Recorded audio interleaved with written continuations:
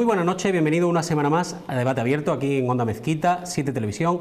Volvemos, lamentablemente, por desgracia, a abordar el tema de la COVID-19. Ya lo hemos abordado a través del consejero de Salud, de la portavoz de la Junta de Andalucía en estas lides, y hoy nos traemos a profesionales que están a pie de UCI, a pie de hospital, a pie de camilla, profesionales del mundo de la medicina, del mundo de la enfermería, de la urgencia y la emergencia sanitaria en nuestra provincia de Córdoba. Con ellos vamos a abordar cómo está la situación actual, cómo la vivieron desde el principio y cómo se las arreglan para continuar prestando ese servicio y de la manera tan magnífica que lo están haciendo. Con nosotros se encuentra esta noche Alfredo Artacho, médico del Cielo 61 aquí en la provincia de Córdoba. Buenas noches. Buenas noches. Con Alfredo Artacho vamos a abordar temas relacionados con la emergencia sanitaria y cómo esa función extrahospitalaria incide en el abordaje de la COVID-19. Buenas noches también del doctor Salvador Castilla, médico de urgencia. Buenas noches. Buenas noches. Y actualmente haciendo funciones de UCI. Pues sí, yo habitualmente desempeño mi labor en el servicio de urgencias, tanto en el área de observación como en lo que nosotros habitualmente denominamos la puerta, ¿no? Las consultas a pie de primera fila. Y ahora pues temporalmente, debido a la presión que hay en la UCI, con el mayor número de ingresos y demás, pues hay otro compañero y yo del servicio de urgencias, junto con otros compañeros del servicio también de anestesia y algunos creo que de la UCI pediátrica, pues estamos desempeñando una labor de apoyo a los médicos y al personal de UCI que está soportando la mayor presión en esta ola, ¿no? Muchísimas gracias, Salvador. También está con nosotros Raquel Cordón, enfermera de UCI, en tu caso además enfermera pura, desde antes incluso de la COVID-19. Sí, señor. 18 años llevo desempeñando la labor. ¿Más que experiencia? Pues sí, muy dura. Un aprendizaje continuo, sobre todo ahora, ¿verdad? Totalmente. Sobre la marcha tienes que ir aprendiendo y avanzando para desarrollar un poco tus conocimientos y poder cuidar a los enfermos lo mejor que puedes y que sabes. Muchísimas gracias, Raquel. Y con nosotros se encuentra también Marina Gómez Mata, enfermera de urgencia, sí, en su caso, y además docente, ¿no?, de la Escuela de Enfermería. Sí, buenas noches, sí. Pues como dice mis compañeros, pues luchando aquí día a día desde la puerta de urgencias con nuestros pacientes que llegan, que te encuentran un poquito de todo, ¿no? Y bueno, pues parece mentira que sigamos incumpliendo las normas que tenemos que cumplir y que cada día pues aparecen nuevos casos, ¿no? Y es muy triste, la verdad. No quisiera tenerlo aquí en esta mesa para hablar de este tema, pero soy de actualidad muy candente. Vamos a empezar el primer bloque de preguntas y les pido que vayan respondiendo de una manera ordenada y conforme puedan hacer valoraciones y aportaciones. ¿Qué piensan ustedes cada vez que salen de casa hacia el hospital? Sobre todo, ¿qué piensan desde que salen de casa desde hace prácticamente un año? Yo, la verdad, es que jamás pensé que viviría una situación como la que estamos viviendo. No entraba, y mira que hacemos nosotros formación, me acuerdo cuando empezó el ébola, que nos formaron a los profesionales de urgencia en cómo colocarnos el EPI, cómo retirarnos el EPI. Además fue una jornada súper divertida, pero jamás piensas que te vas a tener que colocar un EPI.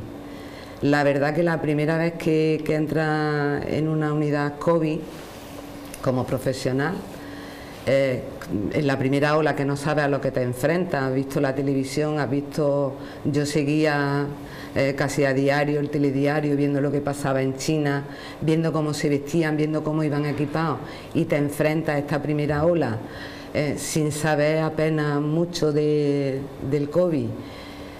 La verdad que imponía bastante, ¿no? De alguna manera querías ayudar y hicimos todo lo posible para ayudar, pero también nos sentíamos, estábamos asustados porque nos enfrentábamos a algo nuevo que jamás habíamos pensado que nos podríamos encontrar. Yo, por lo menos en mi caso, jamás pensé que viviría una situación así.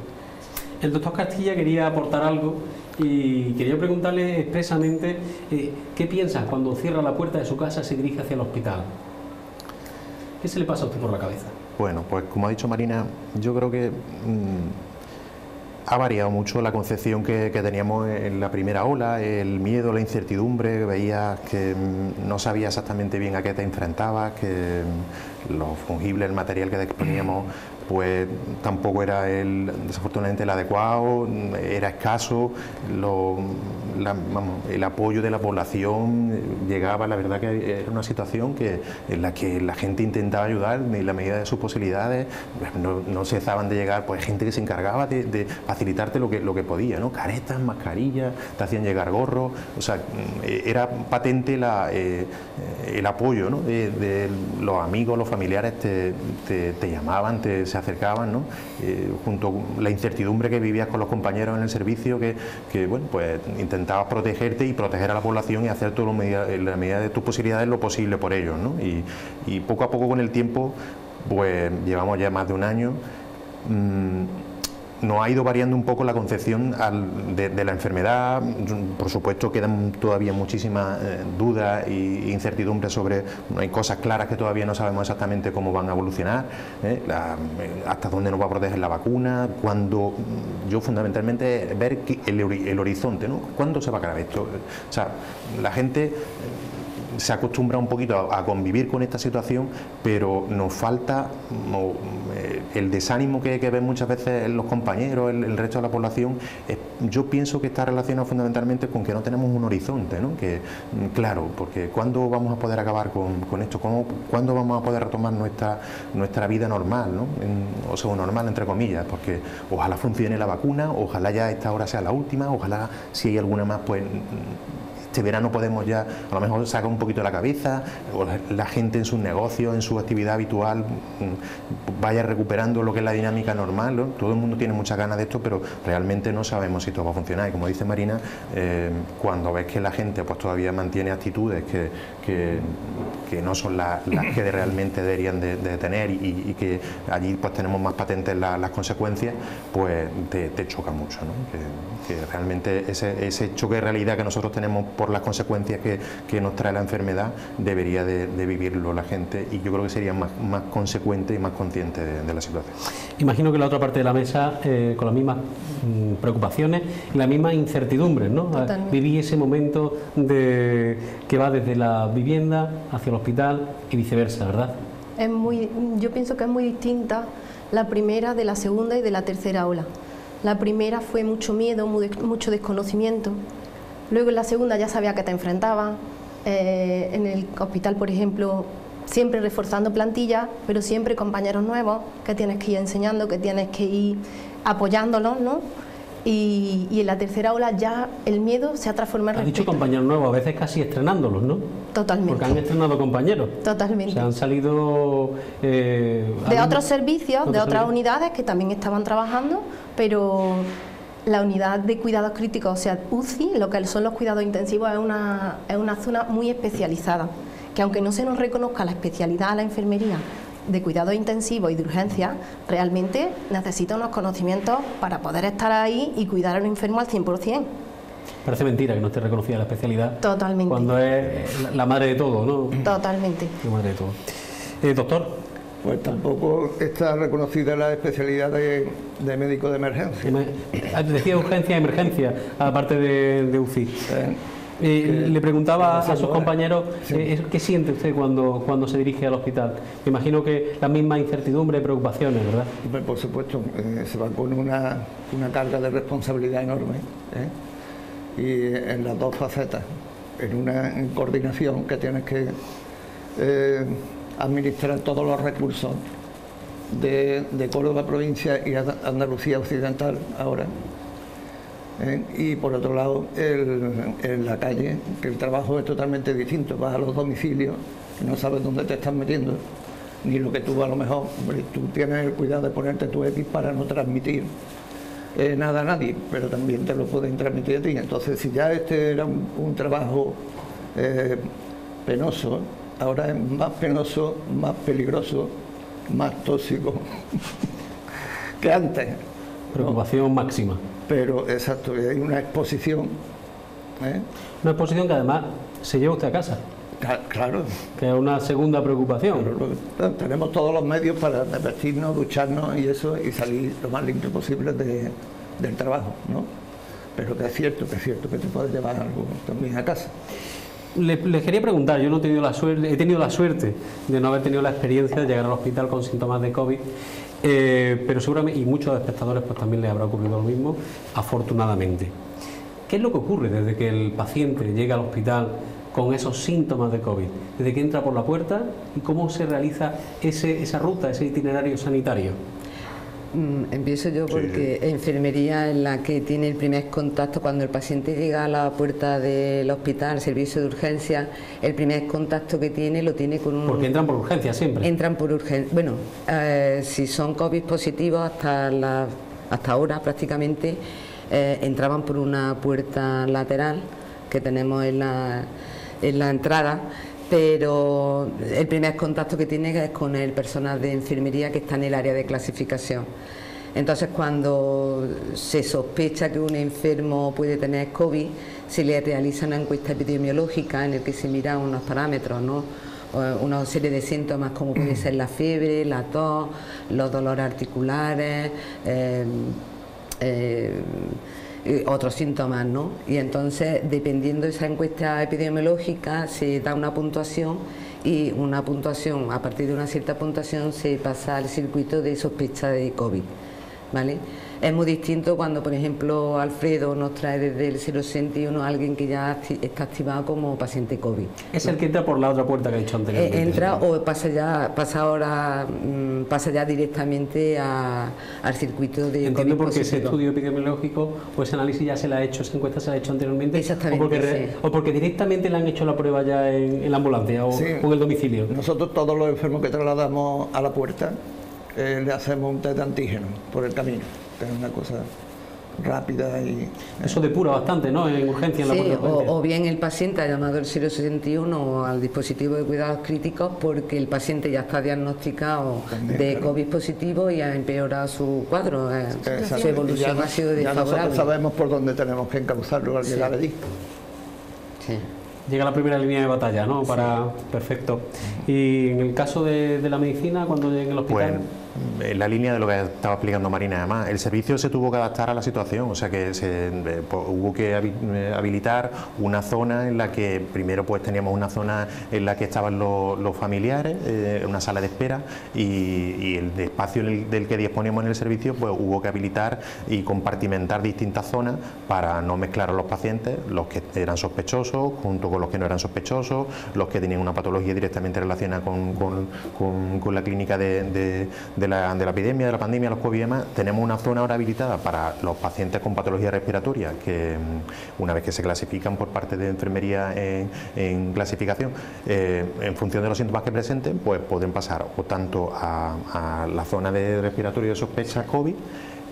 Si están confirmados como enfermos COVID positivos, pasan a otra zona en la que tenemos únicamente a los pacientes que son ya positivos, que han dado positivo en la prueba, tanto ese día como previamente, si la veían padeciendo una enfermedad, y luego intentamos pues tener el resto de pacientes que no son positivos o que tienen una prueba ya negativa, que en otra zona en la que pues ya se atienden y se ven más, con lo cual pues esto ha repercutido sobre el número de personal que claro, necesitamos más personas para atenderlas en las distintas áreas, ¿no? Y aparte luego está la zona de observación, también los pacientes que habitualmente y que normalmente ingresan en la zona de observación pues tienen que pasar también con un test negativo, con una sospecha ya que se ha negativizado y los pacientes que dan positivos con la sintomatología cuando llegan al hospital pues ya tienen incluso normalmente pasan por otro circuito para llegar a la planta que está habilitada para los enfermos COVID, claro. Quiero preguntarle a Raquel, la veo más callada, y le voy a hacer una pregunta directa. Si existe una medicación como enfermera o algún tratamiento en primera instancia para ese enfermo de la COVID. Pues la verdad que desde el inicio se han intentado distintos medicamentos. No sé si analgésico, antitérmico, por ahí voy preguntándole si existe alguna medicación que haya evolucionado algo más en ese sentido. El colecalcifediol hay un estudio del IMIBIC que creo que están haciendo los compañeros de investigación y que se está llevando a cabo, que por lo visto está dando buenos resultados, pero está en proceso por lo que tengo entendido. ¿Y ahora qué se administra al enfermo? Es que ahora mismo los tratamientos son sintomáticos, los antibióticos que necesitan, principalmente dirigidos a la clínica, es lo que se suele poner. ¿Alguna cosa tienen que decir los médicos al respecto de esa medicación? Bueno, porque cuando alguien llega con otro cuadro, una gripe, sabe perfectamente la medicación, sí, o algún analgésico al que llega con otro tipo de patología, pero la COVID, ¿qué se le da al paciente? Claro, pues bueno, que llega con dolor, funcionamos con protocolos, con asfixia es una patología pues concreta, ¿no? Y el paciente pues en función de los síntomas que presente, si tiene insuficiencia respiratoria, si no la presenta, pues tienes que ponerle un aporte de oxígeno, tiene también una cobertura antibiótica, fundamentalmente en función de los días de evolución que presente el proceso y de los parámetros que nos encontramos luego en la analítica y en la radiografía, pues empleamos un tratamiento u otro, reforzamos pues hay veces que es lo que empleamos los corticoides en función de los días de evolución que presenta, depende de la patología que presente y si tiene una condensación en la radiografía, empleamos una cobertura antibiótica, un tratamiento antiinflamatorio, llámese corticoterapia o otros distintos fármacos en función de los distintos parámetros que encontramos en la analítica y cuando están empleados, ¿no? Tratamos una serie de reactantes de fase aguda que nos sirven a nosotros para verificar un poco en qué momento está la enfermedad y cómo podemos atacarla de forma más eficaz, ¿no? Y pues eso es lo que nos basamos, intentamos tenernos totalmente protocolizados, aunque hay excepciones en función de la patología que presente cada paciente, ¿no? Con sus antecedentes personales y la patología previa, pero se intenta seguir una dinámica en función de la evidencia científica para ser lo más eficaz posible, ¿no? Vamos a imaginar que tenemos una barra del tiempo, una línea del tiempo, y en un lado nos colocamos en marzo de 2020 y en el otro nos vamos a colocar en febrero de 2021, que es donde nos encontramos ahora mismo.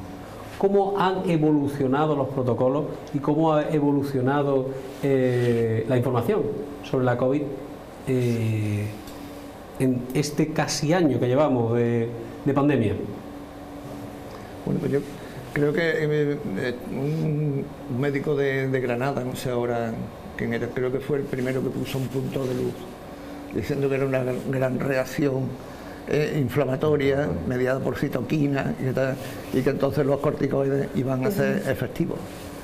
Y eso fue en marzo o abril del año 20. Por ahí empezó el tema. Luego siguió, bueno, el clasifidiol, es vitamina D3, que eso es de hace un mes o dos, ¿sí? Y también un antiviral, creo que está... El Remdesivir. Sí, yo no sé decirlo. Es que se han probado varias cosas, claro. Muy específico para esto que se usaba en el SIDA, creo, ¿no? Y que creo que está dando buenos resultados. Y la hidroxicloroquina también. Sí. También se ha utilizado. Es que han sido varios fármacos los que se han ido utilizando. Y la colchicina, lo último. También. Que es la colchicina. Pero ¿cómo ha evolucionado estos protocolos? La forma, el abordaje del paciente. Me imagino además que al principio, cuando un paciente llegaba por la puerta de urgencia, podía llegar con una gripe, podía llegar con una costilla rota o con una COVID. Ya han mejorado o evolucionado mucho. De hecho, hay zonas expresamente para ello. Han sido muy cambiantes los protocolos. Yo creo que salía un protocolo casi cada semana. Que dice que... Casi prueba resultado, ¿no? Sí, pues sí, en esta situación ha sido así.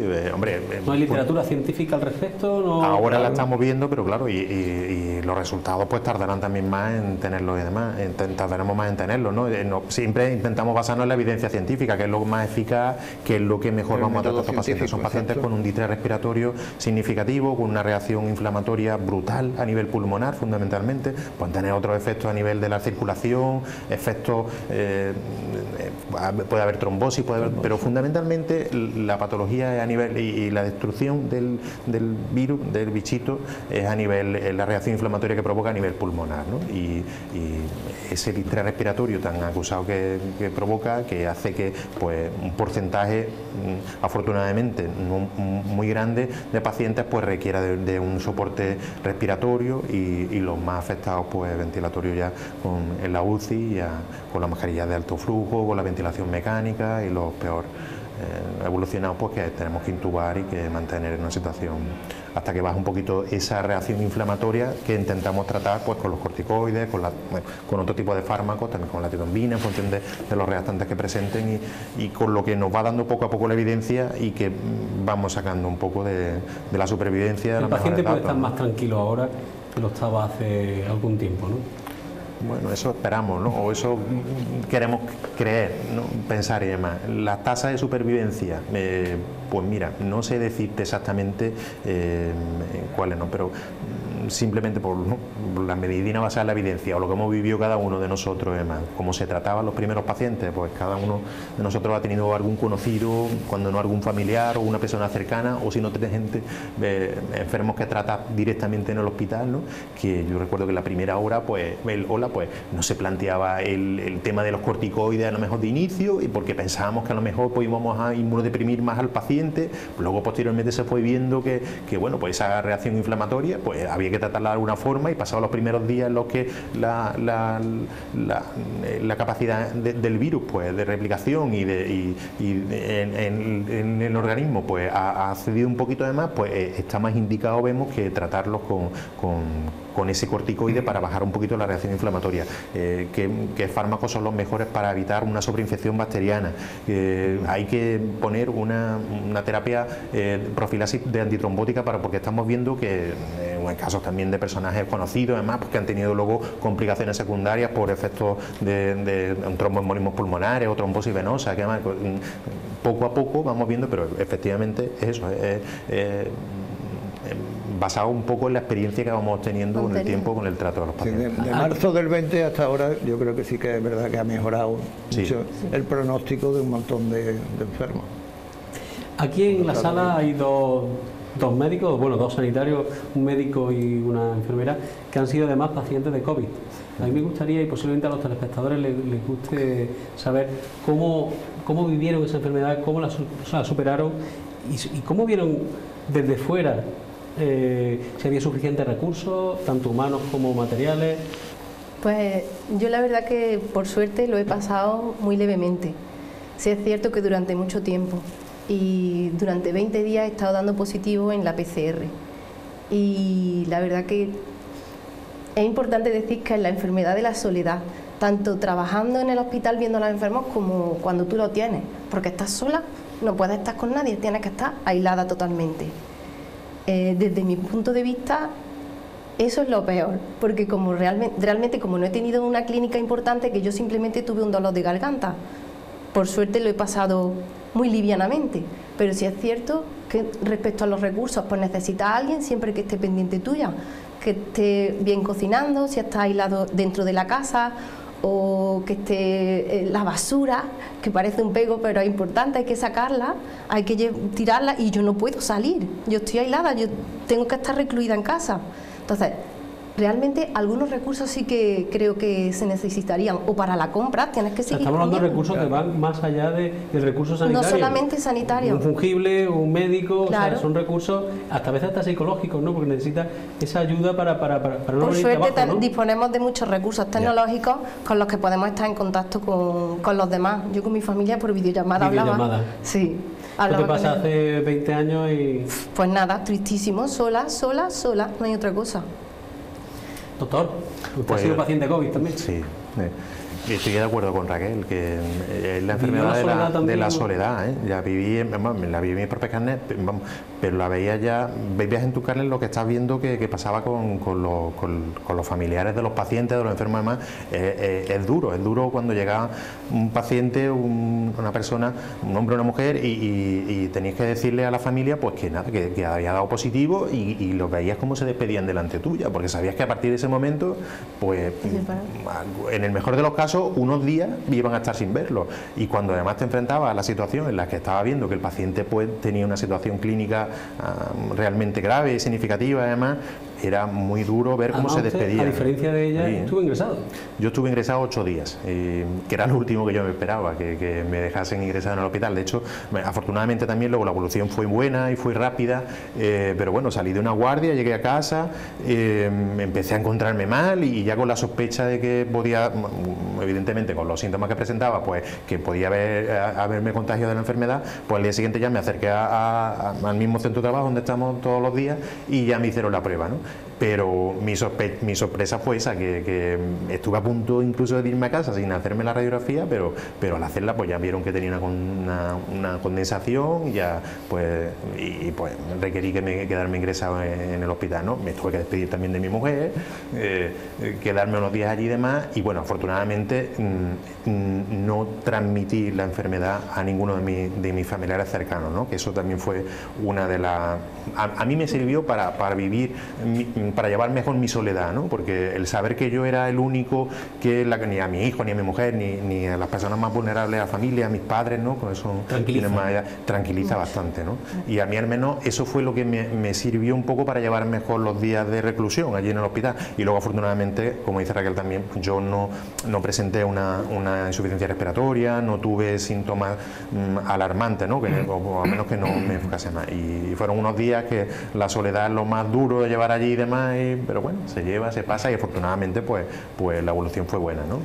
Nos quedan un par de minutitos, un minuto y medio antes de llegar al espacio publicitario y quería preguntarle algo que no me han dicho del todo y luego lo retomaremos seguramente después de publicidad. ¿Hay recursos suficientes? ¿Hay más ahora de los que había en marzo? Y tanto, y tanto. Sean muy concisos. Sí. Hemos mejorado, ¿no? Me acuerdo y bueno, desde aquí se lo quiero agradecer a toda la población cordobesa de Córdoba capital y provincia. No teníamos suficientes EPI y la población se volcó absolutamente con nosotros. Nos llegaron gorros hechos de Montilla. Desde aquí de Córdoba yo voy a clase de costura y sé que desde el centro donde voy compañeras hicieron gorros. Me acuerdo que un centro de estética nos mandó mascarillas, una tienda de chinos nos llevaron todas las mascarillas que tenemos, los compañeros de mantenimiento junto con el IMIBI hicieron pantallas de protección. Es decir, la gente se volcó con nosotros, Es decir, eso es de agradecer. Hasta que... Igual que se dice una cosa, se dice la otra, ¿no? Sí, vamos, de verdad que... Bueno, yo me acuerdo un día que nos llegó una carta escrita a mano de una persona mayor que con su pensión nos había comprado una caja de guantes. Y esas cosas te tocan en el corazón, porque además me emociono a recordarlo, porque la gente entendió que nos estábamos exponiendo y que éramos su tabla de salvación. Y vamos, yo lo agradecí inmenso. Bueno, yo y todos mis compañeros, desde bata, mascarilla, gorro, nos llevaron toda clase de comida, dulces, de todo. Es que el hospital constantemente estaba recibiendo... Indudablemente que nunca se ha visto un país recibiendo tan unido, material, y un país más agradecido hacia la sanidad. Sí. Pues seguimos con esta pregunta que es muy interesante y tendremos el testimonio del resto de contertulios, pero aprovechamos para hacer un paso a la publicidad y venimos enseguida.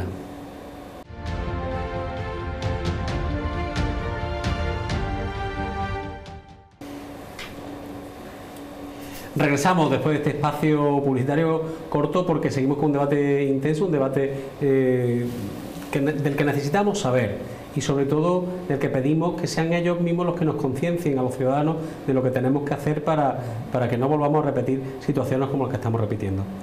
Hace un momento, antes del espacio publicitario, nos hablaban de ese agradecimiento profundo a la sociedad cordobesa por todo lo que había hecho y agradecido a los sanitarios, ¿no? Que prácticamente todos los días recibían algún tipo de ayuda a todos los niveles en el hospital.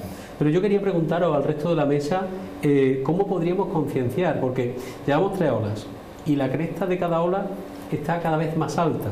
Por lo tanto, algo a nivel de sociedad no se está haciendo bien, porque si los médicos cada día están más y mejor instruidos y abordan la enfermedad de una manera más conocedora, ¿Por qué cada vez estamos con la cresta más alta en incidencia, en número de contagios? Algo está haciendo la sociedad mal, y aquí os pido que digáis vuestra opinión, porque vosotros sois los que habláis con el paciente, y el paciente entra pidiendo ayuda y se marcha muy agradecido, pero no sabemos lo que hace a partir de ahí. Algo falla en la sociedad.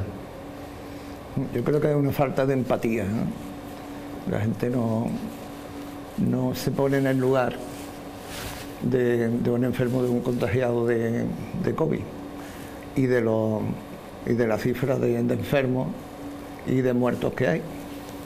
¿Usted está permanentemente en la calle o sale mucho a la calle por ser extrahospitalaria? Sí. Y en la calle se encuentran las situaciones, pues bueno, más repetidas, ¿no? ¿Qué piensa un médico de emergencia, un médico de 061 cuando ve lo que ve? Porque le quería preguntar, ¿qué situaciones o con situaciones se ha encontrado, doctor? ¿En qué sentido? Las situaciones en la calle de incivismo o de falta de consideración a la hora de la prevención, gente sin mascarilla o gente Sí, que hace cosas que no debería hacer. Hombre, pues he visto grupos haciendo botellón, sin mascarilla, sin guardar la distancia, y cuando lo que se debería hacer es muy sencillo, simplemente tener más higiene, lavado de manos, mantener la distancia y ponerse una mascarilla. ¿Pero cómo se educa a esas personas? ¿O cómo las educaría usted? Pues yo creo que se puede decir. Que como se ha comentado por aquí, eso a los que incumplen, aparte de que se le pueda poner alguna multa, pues meterlo en un trabajo social, que hagan labores de compañías de enfermos, o no de enfermos COVID, por supuesto, pero de otros enfermos, o de residencias de mayores, y cosas así, o colaborar en reparto de material. De alguna manera que vean, aunque sea de lejos, las consecuencias de no cumplir las normas del mundo. Ustedes se han encontrado también con situaciones muy parecidas, ¿no? Sí, yo pienso que no, hasta que no le toca. Yo pienso que hasta que no te toca de cerca o no le toca de cerca a alguien la situación, a algún familiar, la familia no se conciencia. Se creen que es algo que, como el cáncer, como un accidente de tráfico, hay muchas cosas que dices, no, a mí no me va a pasar, pero sí que pasa y que llega, claro. Y es muy duro cuando te toca. A partir de ahí, la familia se conciencia de la situación que hay. Lo he vivido de cerca con varias personas, Raquel, varias pacientes. Lo que está claro, Raquel, es que cuando las administraciones nos dan un poquito más de flexibilidad en horarios, en reuniones familiares, es cuando se produce el repunte. Claro. Por lo tanto, parece ser que o nos obligan o no salimos de esta. Sí, parece que no hay un término medio, o que no queremos tomarnos un término medio. Se pueden hacer las cosas, pero con precaución, con las medidas que nos están imponiendo, que son las necesarias para poder salir de esta situación que tenemos. No solo la vacuna es la solución, tenemos que poner de nuestra parte, cosa que no estamos haciendo, pienso yo. O no todo el mundo, hay gente que sí está cumpliendo, hay personas que no cumplen, pero claro, siempre pagamos justos por pecadores, y no me parece bien. Raquel, ¿usted ha visto gente morir? Sí. Y a familias destrozadas. Es muy duro. Yo estoy muy sensible con ese tema, la verdad. Es muy duro la situación que tenemos. Y pasar por este momento. La gente no ve realmente lo que hay. Hasta que no está mal, no sé. Me emociono mucho con el tema. Se emociona porque además seguramente si estuviesen bajo su pellejo esas personas que no resuelven la situación de la misma manera que otras y cometen imprudencias y tienen las cámaras delante y quizás le podría dar un consejo, ¿no? Pues que por favor que cumplan con las normas que hay establecidas. La mascarilla, que se la pongan, que estoy en un bar tomándome un café, me tomo el café pero acto seguido me pongo la mascarilla para hablar con quien tenga al lado, sin problema. Que se laven mucho las manos, la higiene de manos es muy necesaria y poco más. En otra parte de la mesa también ha visto gente morir y gente sufrir mucho, familias destrozadas y bueno, a las que hay que concienciar a todas aquellas personas que no están haciendo las cosas bien. ¿Qué le dirían o cómo corregirían determinados hábitos? porque se han convertido en hábitos. O sea, hay gente que no deja de hacer lo que hacía hace un año, lo hacen prácticamente igual. Sí, yo estoy de acuerdo con mis compañeros, falta empatía y la gente, si no lo tiene muy de cerca, parece como que no les va a llegar o que no le, o que bueno, que lo ven ahí el problema, pero piensan que son inmunes. Yo también, como mis compañeros, veo conductas cuando voy por la calle, veo conductas que no son nada buenas. Vivo cerca de un parque y muchas veces cuando salgo a andar veo incluso a chicos jóvenes compartiendo un cigarro y tú dices, bueno, es verdad que estamos cansados, esto ya se está haciendo muy largo. ¿De qué vale ponerse una mascarilla si luego... Claro, si luego compartes un cigarro, ¿no? O el otro día, por ejemplo, que iba por la calle, iba un grupo de chicas con su mascarilla bajada, metiendo todas la mano en un paquete de patatas fritas, ¿no? No sirve de nada, ¿no? Entonces, esto se está haciendo largo para todos, para los profesionales que estamos trabajando en un hospital, que también somos ciudadanos, que salimos y también nos gustaría podernos juntar con nuestros amigos, con nuestras familias, irnos de vacaciones. Y ahora mismo eso no lo podemos hacer. Solamente tenemos, para luchar contra este virus, solamente tenemos que hacer 4 cosas. Ponernos la mascarilla, distanciarnos, lavado la mano y cuando nos podemos estar todos vacunados, estar vacunados. Vamos a intentar hacer un sobreesfuerzo más, vamos a intentar acabar con esta situación lo antes posible, esforzándonos un poquito, aunque estemos cansados, pero no puede llegar esa 4ª ola. Tenemos que hacer todo lo posible, porque no vamos a desaparecer, no vamos a quitar el bicho del medio de un golpe, pero vamos a hacer todo lo posible para que esas cifras bajen. Y si no podemos salir, ya llegará el momento que podamos salir. ¿Hay que apretar más las tuercas o hay que concienciar más? Hay que cumplir con las normas. A mí tampoco me gusta ir por la calle con mascarilla. A mí me gustaría ir por la calle sin mascarilla. Me gustaría poderme sentar con mi familia, con mis amigos y tomarme una cerveza. Llegará ese momento, pero ahora mismo no es el momento. Y ahora viene el buen tiempo, viene la Semana Santa. Vamos y sobre todo la población cordobesa, cuando decimos aquí vamos a poner toda la carne en el asador. Vamos a cumplir las normas, vamos a intentar que no llegue esa 4ª ola. Vamos a cuidarnos, vamos a cuidar. Es muy triste, yo veo a los niños pequeños en el parque y me da muchísima pena. No están disfrutando su niñez, no se pueden relacionar con otros amigos. Yo tengo un hijo que es adolescente, mi hijo no sale de mi casa, no va nada más que al instituto. Es decir, yo no salgo. Veníamos Raquel y yo hablando de que aprovechamos nuestros turnos libres en nosotras, que normalmente no tenemos tiempo para dedicarnos. Pues en hacer cursos, en estudiar, en leer. ¿Por qué? Porque como no puedes estar en la calle, aprovecha el tiempo en casa. ¿Cuánta gente hay que se aficiona a la cocina? Es decir, vamos a poner habla toda de la casa, carne. habla de estar en casa, pero hay muchas formas de estar en casa, con convivientes y sin convivientes. Yo imagino que en consulta le habrán algún paciente ha entonado el mea culpa en la consulta, ha dicho, doctor, yo he hecho las cosas mal. ¿Eso ha pasado alguna vez, doctor Castilla? Pues sí, y es duro, ¿no? Lo que contaba también Raquel antes, cuando tú ves que ninguno pensamos, ¿no?, que nos vamos a contagiar y que nunca pensamos que nos va a tocar a nosotros. Un confesionario. Y menos pensamos aún que al final yo hubiese sido culpable, entre comillas, ¿no?, de haberle podido transmitir la enfermedad pues a una persona cercana, un familiar vulnerable, y eso es duro, ¿eh? Es duro cuando tú te exponen que, pues bueno, sí, yo fui el que me contagié, porque mi actitud pues a lo mejor no fue incorrecta, pero... Pues, sin decir nombre y apellidos, ¿podría contar un caso concreto? Porque seguramente ayuda a empatizar más al telespectador.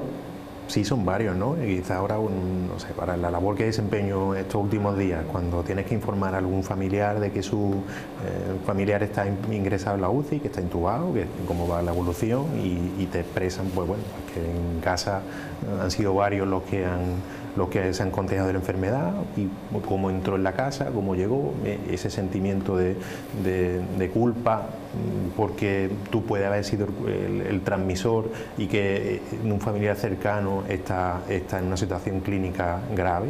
Es duro, ¿eh? Es duro oírlo, expresarlo y vivirlo. O sea que, y en cualquiera de, no solamente de las personas que atendemos, sino que yo creo que la gente ha tomado conciencia en esta última ola, creo por el número de contagios y de ingresos que ha habido y demás, pero además que incluso las personas que tenemos en UCI y que tenemos peor, pues la media de edad también ha bajado de forma ostensible, y yo sí he notado que en estos últimos meses la concepción de la gente de la gravedad de la situación ha virado, y el miedo es más patente. O sea que con el tiempo es difícil mantener esta situación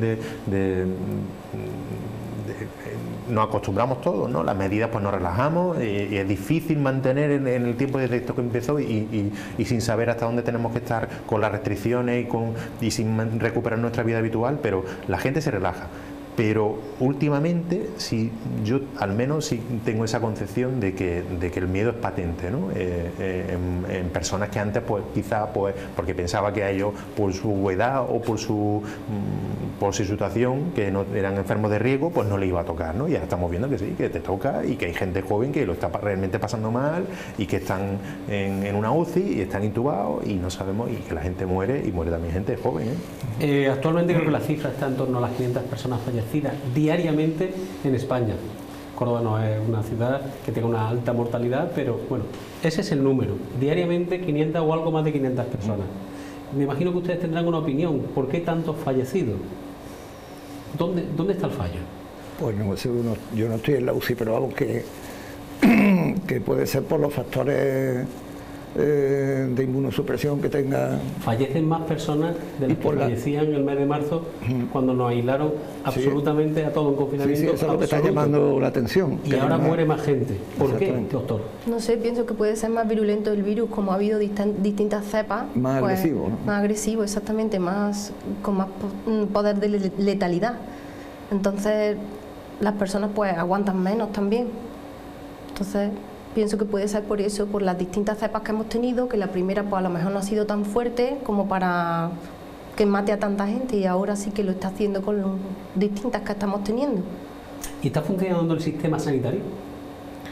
Yo creo que sí, ¿no? Sí. Que por supuesto es mejorable, y habría que, vamos, y con el tiempo nos daremos cuenta de que habrá no cosas digo ustedes como trabajadores, que son magníficos, seguramente. Hablo del sistema, de la organización, de la dotación de recursos sanitarios, tanto a nivel humano. Se han implementado, Sí. y eso quería yo decir a la población en general, que también no solamente se asiste a enfermos COVID, que hay un montón de patologías que se siguen asistiendo, claro. como siempre, ¿eh? La gente se sigue infartando, se sigue teniendo ictus y todo eso, y eso va... Se sigue atendiendo. Y como la seda, ¿eh? Sí. Que yo creo que todos hemos tenido que hacer un gran esfuerzo desde la administración, que ha tenido que, bueno, yo no tengo ningún cargo, pero yo si tuviera algún cargo y tengo a un personal que no le puedo dotar de material porque no tengo material, tiene que ser duro. ¿Y ha habido alguna vez falta de material en la pandemia? Vamos, yo no he llegado nunca a tener falta de... Es verdad que nos lo daban contado, teníamos lo contadito, no teníamos para...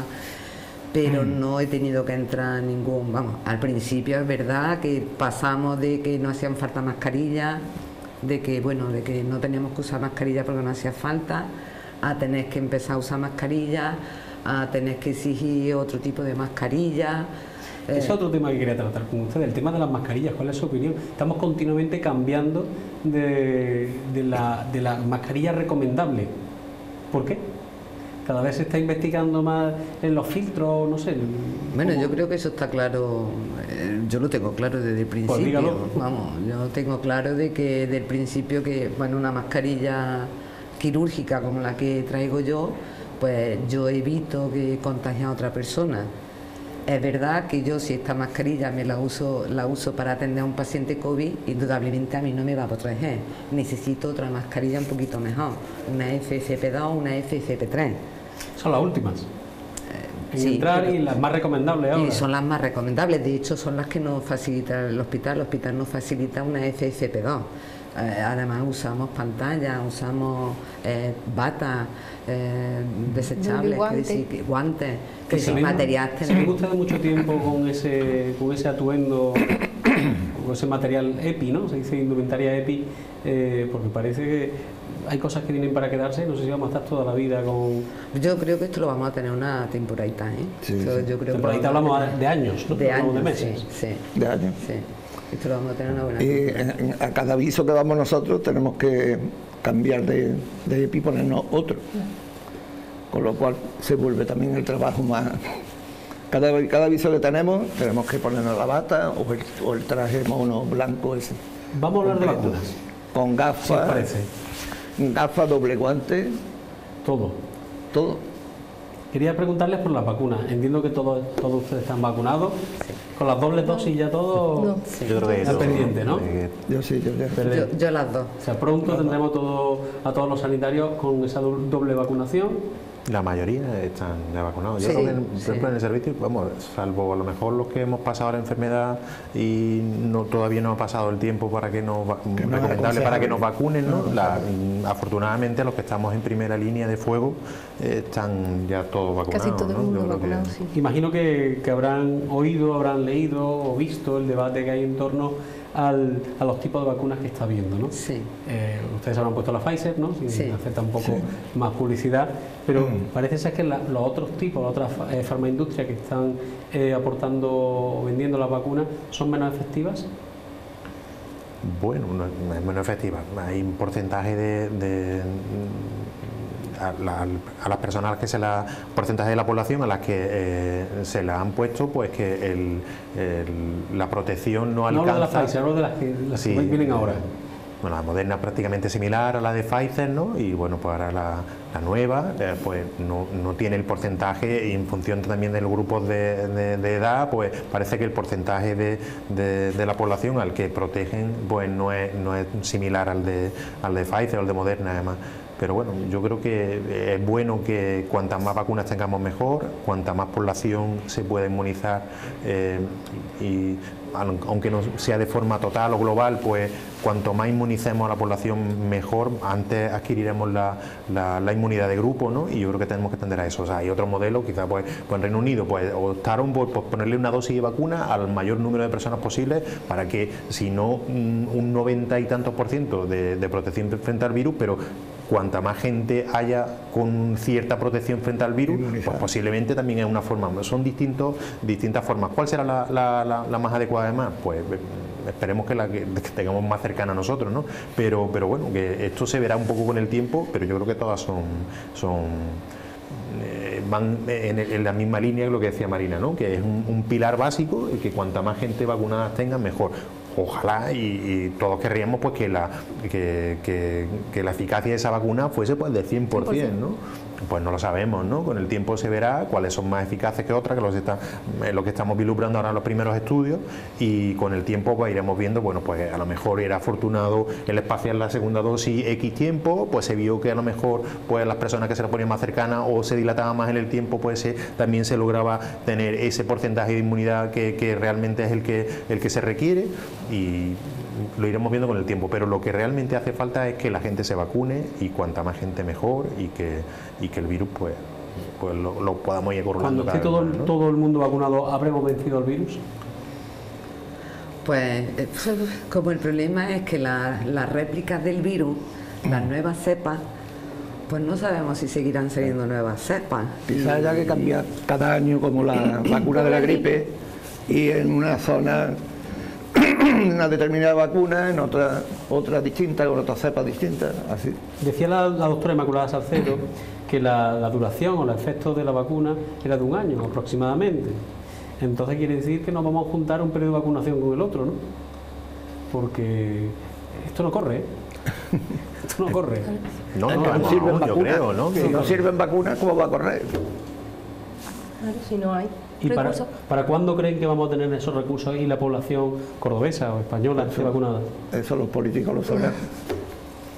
Pero una pregunta que se hacen ustedes, me imagino. Nosotros estamos dispuestos, vamos, y la infraestructura está hecha para vacunar de forma masiva. Porque hubo un momento en que el debate era, no se están poniendo no hay suficiente agilidad para poner vacunas.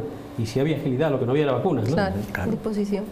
Incluso se estaba guardando algunas vacunas por si no llegaban las siguientes, tener preparada la segunda dosis. Para la segunda, claro, porque si no, si a la lo mejor segunda dosis no servía para nada. No sirve para la nada. primera, ¿Eso claro. es así o...? Sí. Sí.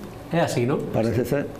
Con la primera, bueno, de hecho tenemos el caso de la residencia de Belmés, creo que se contagiaron con una sola vacuna, una sola dosis. Claro, es que la protección no la tienes, bueno, la protección, siempre existe un riesgo de que aunque estés vacunado lo puedas coger la enfermedad, aunque de forma más leve, no más grave. Bueno, lo que quiere decir es que la vacunación puede llegar a corregir quería preguntarle yo algo también que le ronda seguramente mucho la cabeza a los telespectadores, y es ¿cuándo los van a llamar para vacunarse? ¿O quién los llama? Porque claro, existe, no sé si han visto ustedes por internet, que hay una calculadora que metes tu edad, metes tus patologías y te dice, pues usted se va a vacunar a mí me dice una barbaridad, o sea, que sí, que yo me junto con la siguiente temporada. Entonces, ¿cuándo van a vacunar a las personas? ¿O quién se lo notifica? ¿Médico de atención primaria? Claro, debe de ser desde su centro de salud, desde primaria, desde donde tienen que avisarles para que se vacunen. Y yo creo que está muy bien establecido. En función del riesgo que haya, se deben de vacunar a las personas. El que está más cercano, obviamente, pues debe de obtener la vacuna antes. El que tiene más riesgos, también. Poco a poco ir degradando y en función de los riesgos que tiene cada persona, pues ir vacunando. En función de las vacunas que tengamos, por supuesto. Lo ideal sería vacunar a todo el mundo ya, pero no se puede. Según hay antecedentes, es como se está haciendo, ¿no? Claro. Y eso el que lo sabe es su médico de cabecera, el que mejor sabe de qué padece cada persona, qué riesgo tiene. Hubo un momento en el que había una parte de la sociedad que estaba en contra de la vacunación, hoy parece que todos nos queremos vacunar. Bueno, eso es bueno, eso es positivo. Los negacionistas, yo la verdad que no llego a entenderlo. ¿Por qué? Por eso, porque la gente se sigue infectando, se sigue poniendo muy mala y se sigue muriendo. Entonces, ¿dónde está? ¿Qué va a negar? Debería ser obligatorio, ¿no? Por una cuestión de sentido común y salud pública, ¿no? Hombre, yo pienso que obligatorio no, pero obligatorio. Es que tienes que ver la situación que hay. ¿No estás viendo lo que está sucediendo? Tienes que darte cuenta de la situación, que no nos estamos inventando las cosas, que es que se están viviendo. ¿Qué pasa? Que la gente, porque no está dentro del hospital o no está viendo la situación, pues no. Entiendo que la economía se está yendo al garete, totalmente, y que las familias tienen que comer, lo entiendo perfectamente. Pero pienso que sin salud no se puede trabajar. Y es muy importante. Entonces, yo pro vacuna total.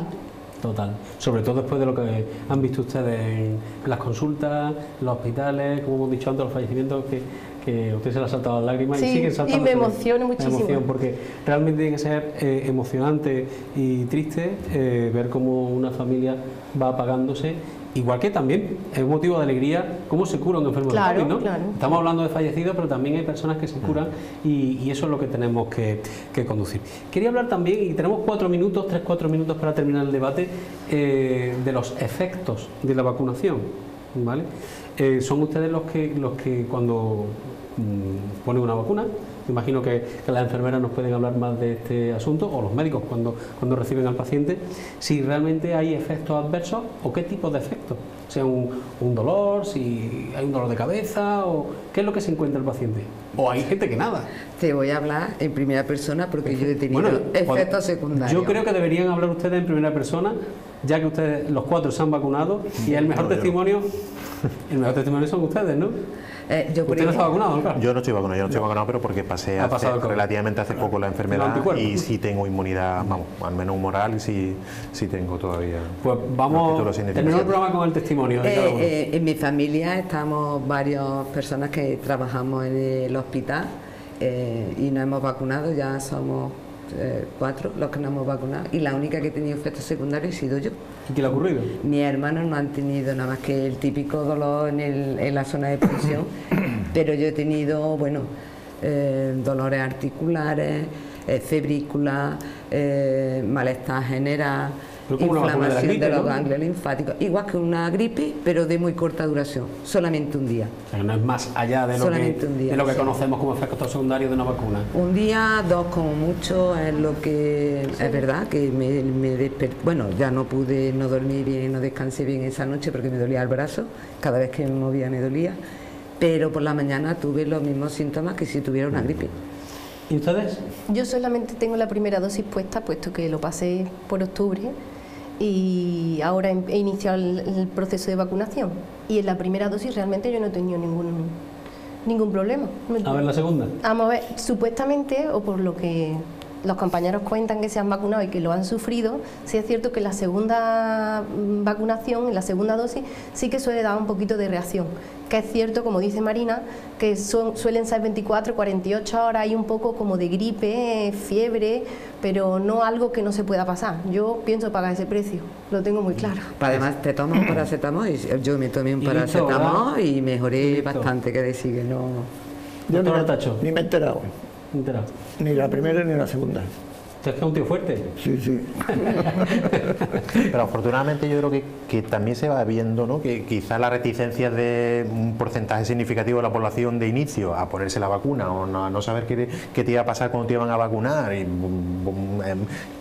incluso con tanta teoría extraña que nos van a meter un microchip, cualquier cosa, ¿no?, que no te entraba en la cabeza, ¿no? Pero bueno, yo creo que afortunadamente la gente va viendo que poco a poco se va vacunando cada vez a más gente y la inmensa mayoría de la gente que tenemos cercana, pues bueno, normal y corriente, y la reacción es mínima, muy poco duradera en el tiempo, y yo creo que, como dice Raquel, esto es un... De la vacunación hemos pasado de la reticencia del principio, ¿no?, a que ahora la gente tiene ansia por... Claro, ya se está dando cuenta la gente que sí, que esto es que va resultando eficaz, que tiene que disminuir el porcentaje de población infectada, ¿no?, y que no sabemos si protege además o si va a disminuir, a las personas vacunadas van a ser transmisoras o no son transmisoras de la enfermedad. Pues bueno, una semana nos dice una cosa, otra semana nos dice otra, todavía no está muy claro del todo demás. Lo que sí es claro es que es un método eficaz para luchar y que la gente está viendo que no es, por supuesto, que no es nada...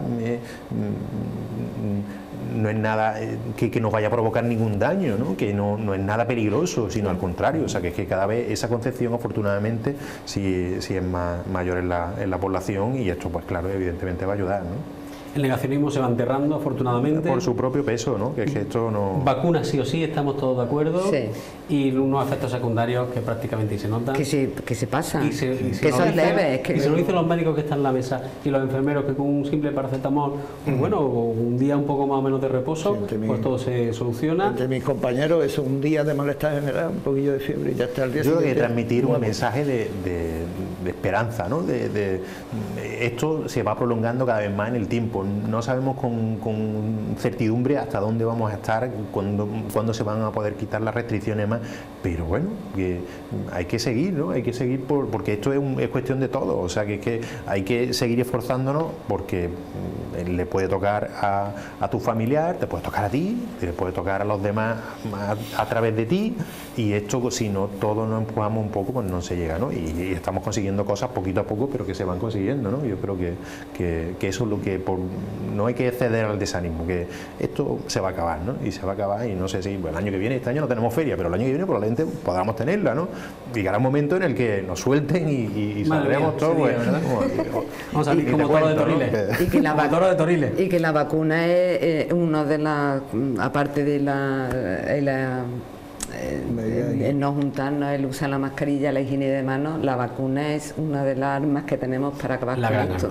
El gran arma que tenemos. Cuando me refería al tema del capítulo de los recursos, quería que me hiciera hincapié en cómo es la presión asistencial en UCI. Si estamos a ese 70% que nos hablan de ocupación de cama en UCI, sí, pues realmente hay otra realidad detrás. Sí, es cierto. Además lo hablábamos antes fuera de cámara, pero yo creo que esto es un dato que es llamativo, ¿no? Y que yo creo que la población debe de tenerlo claro, ¿no? Porque muchas veces, no sé, por la información que nos llega por los medios de comunicación, pues el porcentaje de la UCI depende al 60, 70% más. Pues no, señor.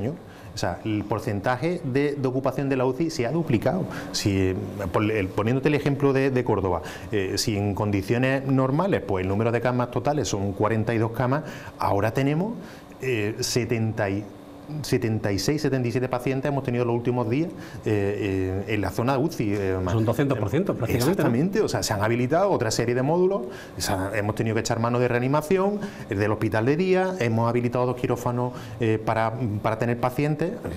Por supuesto, pues diferenciamos los pacientes COVID y los no COVID. El porcentaje total de enfermos que hay ingresados en la UCI puede ser enfermos COVID del 70%, exactamente no sé qué porcentaje tenemos los últimos días, pero el número total de personas ingresadas en la UCI es del 200% en Córdoba y en el resto de las UCI de España, ¿no? Y de la comunidad, y eso pues conlleva una sobrecarga pues, laboral tremenda, ¿no? Por ese motivo y estamos apoyando personal de otros servicios a las UCI y la labor que se desempeña en el hospital y fundamentalmente en la UCI estos días es prioritaria, ¿no? Y porque estamos desbordados. En esta ola se ha llegado, yo creo que hemos ido, aquí en Córdoba no hemos ido,